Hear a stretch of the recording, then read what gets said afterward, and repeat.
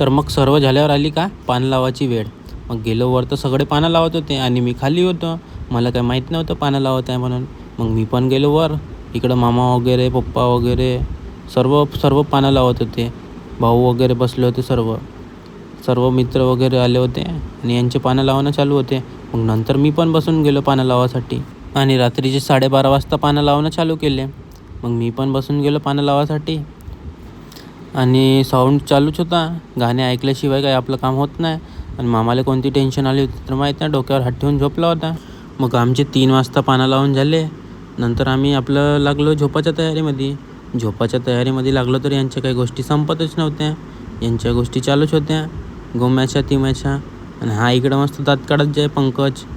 हे झोपतच नव्हते, यांचे चकलसच चालू होते नुसतं.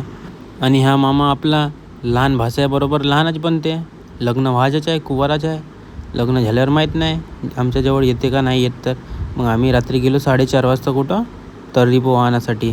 तर्री पोहा आणण्यासाठी गेलो तर तिथं पण खूप गर्दी होती, कारण तिथं पण खूप गिऱ्हाईक आले होते. आणि हा रात्री आपला ओपन होते चंदूभाऊच्या पोहा. मग चंदूभाऊच्या पोहा आणायचा होता आपल्याला पार्सल. तर भाऊ म्हणे थांब म्हणे काही वेळ.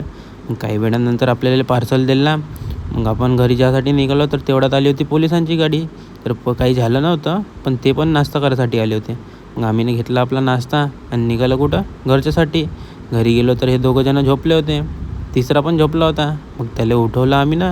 मग नंतर गेलो मी खाली गेलो तर मग कांदे वगैरे आणले, मिरची वगैरे, चम्मच वगैरे आणि एक प्लेट आणली मोठीवाली. त्या एका प्लेटामध्ये सर्व पोहा आम्ही मिक्स केला. सर्व म्हणे एकत्रच खाऊन म्हणे. मग त्याच्यामध्ये पोहा वगैरे टाकला आणि रात्री आम्ही खाल्ला.